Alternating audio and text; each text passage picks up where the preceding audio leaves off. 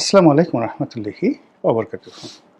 সম্মানিত দর্শক, ছোট্ট একটি খবর, কিন্তু খবরের নেপথ্যের যে কারণগুলো এবং খবরের যে পরবর্তী যে ভার্সন, আফটার ইফেক্ট, এটি রীতিমতো পিলে চমকানো। সেই কাহিনী আপনাদেরকে বলব। বেশ কয়েকটি ভিডিওতে আপনাদেরকে বলেছি নেপালের যে প্রধানমন্ত্রী বালেন্দ্র শাহদেব, তার সম্পর্কে। তিনি ক্ষমতা গ্রহণ করার পর একের পর এক আশ্চর্যজনক কাজ করে চলেছেন এবং আমাদের এই পাক ভারত উপমহাদেশে ঠিক বেশ কয়েকটি পদ, যেমন তামিলনাড়ুতে যিনি মুখ্যমন্ত্রী হলেন তিনি, পশ্চিমবঙ্গে যিনি মুখ্যমন্ত্রী হলেন তিনি, সঙ্গত কারণে এদেরকে নিয়ে বাংলাদেশে খুব আলোচনা হচ্ছে। আর বালেন্দ্র শাহদেব যিনি নেপালের প্রধানমন্ত্রী হলেন, তাকে নিয়ে আলোচনা হচ্ছে। তো ভারতের অন্যান্য যে সকল প্রদেশ, যেমন পশ্চিমবঙ্গ বা তামিলনাড়ু, খুবই গুরুত্বপূর্ণ, আসামও গুরুত্বপূর্ণ, কিন্তু যেহেতু সেটা একটা প্রদেশ, সেখানকার মুখ্যমন্ত্রী ইন্টারনালি পাওয়ারফুল হতে পারেন, কিন্তু আন্তর্জাতিকভাবে এক্সটার্নালি বা ইন্টারন্যাশনালি ওরকমভাবে গুরুত্বপূর্ণ নয়। কিন্তু নেপাল ছোট দেশ হওয়া সত্ত্বেও সেখানকার প্রধানমন্ত্রী বালেন্দ্র শাহদেব, তার যে কর্মকাণ্ড, এটি দেশের মধ্যে যেভাবে গুরুত্বপূর্ণ, আমাদের জন্য অনুকরণীয়, আবার সারা দুনিয়ার জন্য অনুকরণীয়।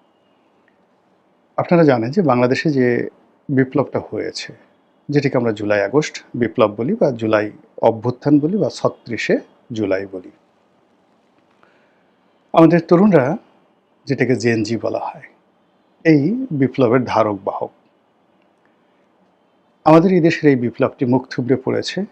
এই বিপ্লবের বিপক্ষে বহু কথা বলা যাচ্ছে, আর বিপ্লবের যারা কুশীলব, যারা সামনে অগ্রসারীর যারা নেতৃবৃন্দ রয়েছেন, তারা আগের মতো আদরণীয় নন, গ্রহণীয় নন, এবং অনেককে এখন রীতিমতো ট্রলের শিকার হতে হচ্ছে। আর এদেরকে পুঁজি করে গত 18 মাসে যারা ব্যবসা করেছেন, বাণিজ্য করেছেন, নিয়োগ করেছেন, বদলি করেছেন, যারা রাষ্ট্র ক্ষমতা দখল করেছেন, তারা এখন এ জাতির সবচেয়ে কলঙ্কিত এবং ঘৃণিত ব্যক্তিতে পরিণত হয়েছেন। আগামীতে এদের যে পরিণতি কী হয়, এটি বলা যাবে না। যদিও তারা এখন চক্রান্ত আবার নতুন করে শুরু করেছেন, এটি নিয়ে আলাদা আরেকটা ভিডিও হতে পারে। কিন্তু অন্যদিকে প্রায় একই রকম বিপ্লব হয়েছে নেপালে, এবং সেই বিপ্লবের পেছনে আমেরিকার হাত ছিল। অর্থাৎ ওখানে কিন্তু মার্কিন ডিপ স্টেট মারাত্মকভাবে কাজ করেছে। আপনারা জানেন যে নেপালে ইতিপূর্বে যারা ক্ষমতায় ছিল, বারবার সেই ক্ষমতায়, মানে একই দল, সরকার পতন হয়েছে, একজনের পরিবর্তে আরেকজন, কিন্তু দল একই রকম ছিল। তো প্রধানমন্ত্রী ওলি যে সর্বশেষ ছিলেন, তারা সেই দীর্ঘ প্রায় সমসাময়িক 17-18 বছর, অর্থাৎ শেখ হাসিনা যতদিন ক্ষমতায় ছিলেন ঠিক ওই সময়টিতে তারা ক্ষমতায় ছিলেন। এই ক্ষমতাধর দল, তার পেছনে শক্তি হিসেবে কাজ করেছে মানে চীন। তো সেই চীনের কর্তৃত্ব থেকে নেপালকে বাঁচানোর জন্য সেখানে ভারতীয় কর্তৃপক্ষ এবং আমেরিকা যৌথভাবে সেখানে অপারেশন চালিয়েছে, এবং সেই অপারেশন, মানে সরকার যে বিদ্রোহী আন্দোলন, সেই আন্দোলনের সঙ্গে সেই অপারেশন, তাদের ডিপ স্টেট পলিসি, সেখানে সরকারের পতন ঘটিয়ে ফেলেছে। এখানে ঠিক বাংলাদেশে যা কিছু ঘটেছে, অর্থাৎ পাকিস্তান ইমরান খানের পতন, শ্রীলঙ্কাতে রাজা পাকসেদের পতন, এবং নেপালে এই অলির গভর্নমেন্টের পতন, আর বাংলাদেশ একই সূত্রে গাঁথা। তো এখানে যেটা হলো, মার্কিন ডিপ স্টেটের ফলে ইমরান খানের যে পরিণতি হয়েছে বা পাকিস্তানের যে রূপান্তর ঘটেছে, সেটা ওদের একটা স্ট্রং মিলিটারি এবং সিভিল সার্ভিস থাকার কারণে ওটা মানে বাংলাদেশের মতো ঘটনা পাকিস্তানে ঘটেনি। পাকিস্তান মোটামুটি এই ডিপ স্টেটের ইমরান খানের পতনের পর একটা যুদ্ধ করেছে ভারতের সাথে, কন্টিনিউয়াসলি তারা যুদ্ধ চালিয়ে যাচ্ছে আফগানিস্তানের সঙ্গে, আবার এর মধ্যে ইরানের সঙ্গেও কিন্তু কয়েক দফা তাদের এয়ার স্ট্রাইক হয়েছে। তারপরে তাদের অর্থনৈতিক সংকট, তেলের সংকট, হাজারো সংকটের মধ্যেও তারা এখন বিশ্বের দরবারে শুধুমাত্র মিলিটারি পাওয়ারের কারণে মাথা উঁচু করে দাঁড়িয়ে আছে। তাদের অসীম মনির যিনি আছেন তিনি এখন ইন্টারন্যাশনাল পার্সোনালিটি, প্রধানমন্ত্রী শাহবাজ শরীফ, বিরোধী দলীয় নেতা এবং যাকে বলা হয় সেনাপ্রধান, এই তিনজনকে নাকে দড়ি দিয়ে আমেরিকা ঘোরাচ্ছে। আর তারাও পাপেট ট্রুপে কখনো ইরানে, কখনো সৌদি আরবে, কখনো আমেরিকাতে তারা ঘোরাফেরা করছে, কিন্তু তাদের নিজেদের দেশের ভিতরের মোটামুটি তারা কিন্তু তাদের একটা কর্তৃত্ব বজায় রেখেছে। অন্যদিকে শ্রীলঙ্কা, তারা কিন্তু নিজেদের মতো করে ঘুরে দাঁড়িয়েছে। শ্রীলঙ্কা এবং মালদ্বীপ, শ্রীলঙ্কা এবং মালদ্বীপেও কিন্তু একইভাবে সরকারের পতন হয়েছে। আগের সরকার এবং নতুন সরকার আসছে চীনপন্থী সরকার। মায়ানমারের একই অবস্থা, মানে এর পুরো জায়গাতে, অর্থাৎ এখানে আমেরিকা পুরো রিজিয়নটাকে এলোমেলো করে দেওয়ার চেষ্টা করেছে, কিন্তু সব কিছুর মধ্যে চীনকে ধারণ করে যেভাবে মায়ানমার দাঁড়িয়ে আছে, মায়ানমারের জান্তা সরকার দাঁড়িয়ে আছে, এবং এই যে সেনাপ্রধান, মায়ানমারের সেনাপ্রধান, তিনি একটা নির্বাচন দিয়ে আবার সেই সিসির মতো করে তিনি ক্ষমতা দখল করলেন এবং চীনের কর্তৃত্ব প্রতিষ্ঠা করলেন। আরাকান আর্মি যেভাবে বাড়াবাড়ি করছিল সেই বাড়াবাড়িটা বন্ধ হয়ে গেছে। আর মালদ্বীপে একই অবস্থা, মৈত্র সরকার সেই অ্যাবসলিউটলি এতটা, মানে সেখানে চীনা প্রভাব যে নরেন্দ্র মোদী স্বয়ং ভ্রমণ করতে আসছেন, কিন্তু তিনি তখন চলে গেছেন দেশ ছেড়ে চীন ভ্রমণ করার জন্য। তো বুঝেন অপমান কাকে বলে। তো সেই দিক থেকে মার্কিন ডিপ স্টেট এবং ভারতের যে পলিসি, সেই পলিসির কারণে নেপালে এত বড় একটা বিপ্লব হলো, এবং সেই বিপ্লবের প্রেক্ষিতে জেনজির প্রতিনিধি রূপে বালেন্দ্র সাদেব ক্ষমতা আসলেন। ক্ষমতা এসে তিনি চীনকে ছেড়ে বা তার দেশের স্বার্থকে ছেড়ে বা দেশের যে প্রচলিত রাজনীতি রয়েছে সেই রাজনীতির যে ধারাবাহিকতা, কন্টিনিউশন, সেটা বাদ দিয়ে ভারতের দালালি করেননি।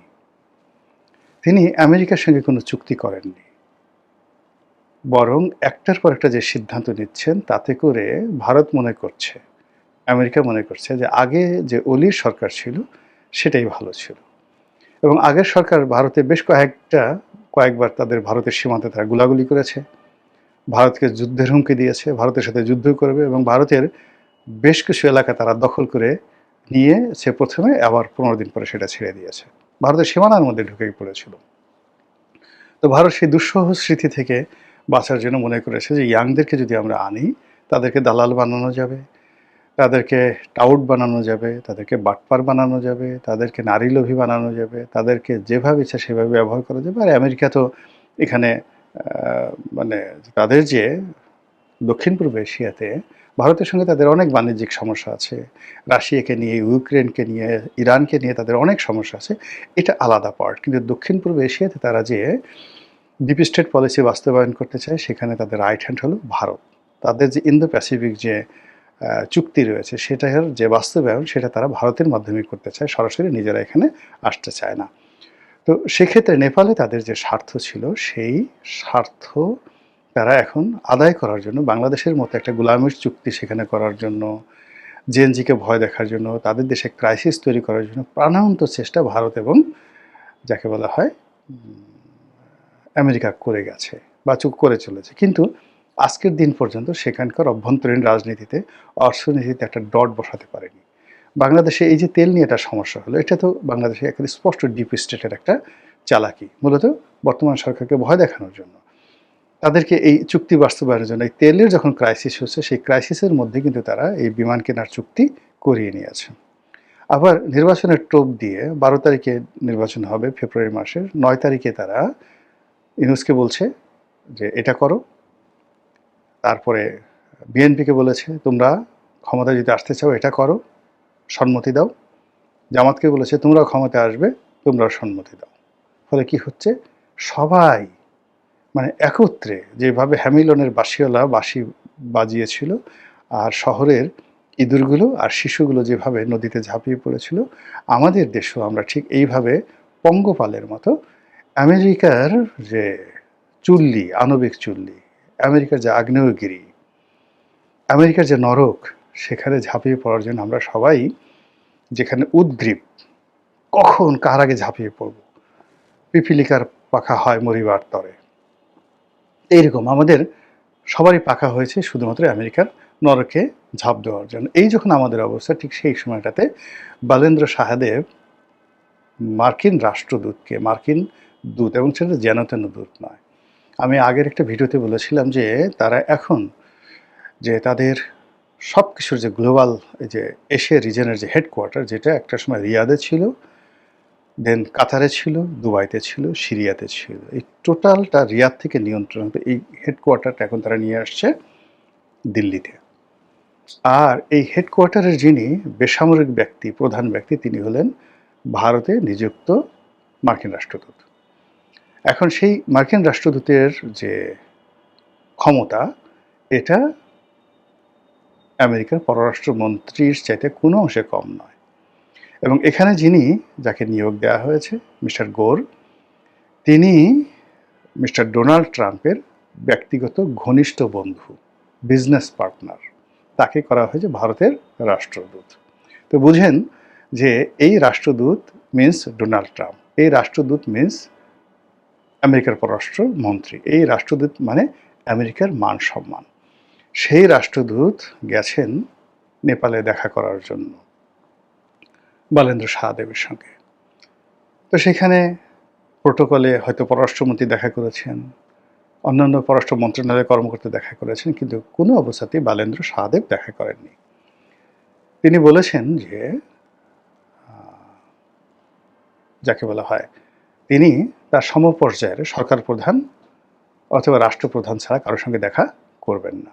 বোঝার চেষ্টা করুন যে পার্সোনালিটি কী। তো দিল্লির যে রাষ্ট্রদূত, তাকে যদি আপনি ধরেন বাংলাদেশে এখন সালাউদ্দিন সাহেব, আর বাংলাদেশে এখন যে মার্কিন রাষ্ট্রদূত, সেক্ষেত্রে যদি দিল্লির রাষ্ট্রদূতকে আপনি বাংলাদেশের এখন ডিফ্যাক্টো প্রধানমন্ত্রী সালাউদ্দিন সাহেবের সঙ্গে তুলনা করেন, সেক্ষেত্রে বর্তমানে ব্রেন্ট ক্রিস্টেনসেন, যিনি বাংলাদেশের রাষ্ট্রদূত রয়েছেন, তার অবস্থান হবে আমাদের গলাচিপা উপজেলার OC, just OC, officer in charge. তো সেই ওসির সামনে আমাদের এখন যারা রাজনীতিবিদ আছেন, বুদ্ধিজীবী আছেন, সম্পাদক আছেন, সাহিত্যিক আছেন, তারা কিভাবে সেই মার্কিন রাষ্ট্রদূত তার পদলেহন করার জন্য, তার দৃষ্টি আকর্ষণ করার জন্য যেভাবে হুমড়ি খেয়ে পড়ছেন। তো সেখানে ডোনাল্ড ট্রাম্পের ঘনিষ্ঠ বন্ধু, মার্কিন স্পেশাল এনভয়, এই যে এশিয়া রিজনে যিনি মার্কিন সমস্ত স্বার্থের প্রতিভূ, সেই লোককে নেপাল থেকে অপমান করে বিদায় করে দেওয়া হলো, তাকে রিফিউজ করে দেওয়া হলো। এটা যেন অনেকটা শেখ হাসিনা যেভাবে মার্কিন পররাষ্ট্রমন্ত্রী হিলারি ক্লিন্টনের ফোন ধরেননি, যেভাবে আলগোরের মতো মানুষ, আলগোর না, সেই ভদ্রলোকের নাম আসতেছে না, বাংলাদেশে যিনি এসছেন, জিম কি যেন, কেরি না কে যেন ভদ্রলোকের নাম, যিনি রাষ্ট্রপতি দাঁড়াইছিলেন, ভাইস প্রেসিডেন্ট ছিলেন এবং পরবর্তীতে রাষ্ট্রদূত মানে পররাষ্ট্রমন্ত্রী হয়েছিলেন, তিনি শেখ হাসিনার সঙ্গে দেখা করতে এসেছিলেন। ওই ভদ্রলোক লম্বা মানুষ, পিছনে শেখ হাসিনার পিছনে মাথা নুয়ে সে হাত কসলাচ্ছিলেন। ওর সেই তো খারাপ অবস্থায় মানে এই মার্কিন রাষ্ট্রদূতকে ফেলে দিয়েছে বালেন্দ্র সাহাদেব। ফলে এই যে বালেন্দ্রর যে মেরুদণ্ড, তার যে সাহস, তার যে শক্তি, এটার প্রশংসা না করে পারা যাচ্ছে না। এবং যেভাবে তিনি দেশের পরিবেশ এবং পরিস্থিতি সামাল দিচ্ছেন, রাজনীতি সামাল দিচ্ছেন এবং বাইরের কারো কথা শুনছেন না, তিনি যাদের বিরুদ্ধে বিপ্লব করছেন তাদের কেউ একটা লোক বলতে পারবে না যে মব করা হয়েছে। যেমন বাংলাদেশের আওয়ামী লীগের লোক এখন কি বলবে। তো সেই ক্ষেত্রে যে সাবেক প্রধানমন্ত্রী, নেপালের সাবেক প্রধানমন্ত্রী, তিনি একটা মামলায় গ্রেপ্তার হয়েছেন, সঙ্গে সঙ্গে জামিন হয়ে গেছে। জামিন হওয়ার পর রাষ্ট্র তাকে প্রোটেকশন দিচ্ছে এবং সেই নির্বাচনে সে অংশগ্রহণ করেছে। তো এই যে একটা সহমর্মিতা, এই যে দেশকে গঠন করার যে উদারতা, নতুন প্রজন্মের একজন নেতা হিসেবে বালেন্দ্র যে যাকে বলা হয় দৃঢ়তা দেখাচ্ছেন, তার সঙ্গে যদি আমরা বাংলাদেশের তুলনা করি, আমাদের সঙ্গে আমেরিকার যে চুক্তি, সেই চুক্তি নিয়ে সরকারি দল বিরোধী দলের তুলু কথাবার্তা শুনি এবং ক্ষমতায় যাওয়ার জন্য আমাদের বিভিন্ন লোক যেভাবে আমরা জিহ্বা বের করে আছি, সেই জিহ্বার মাথায় লবণ পড়ল নাকি বিষ পড়ল নাকি কোনো আরও বাজে জিনিস পড়ল, সেটি নিয়ে আমরা যখন কোনো রুচি অভিরুচি চিন্তা ভাবনা করছি না, ক্ষমতায় যেতে হবে, ক্ষমতায় থাকতে হবে, সেক্ষেত্রে বালেন্দ্রের এই বিষয়টি প্রশংসা না করে থাকা যায় না। মহান আল্লাহ আমাদের সবাইকে হেদায়েত দান করুন, হেকমত দান করুন। আসসালামু আলাইকুম ওয়া রাহমাতুল্লাহি ওয়া বারাকাতুহু।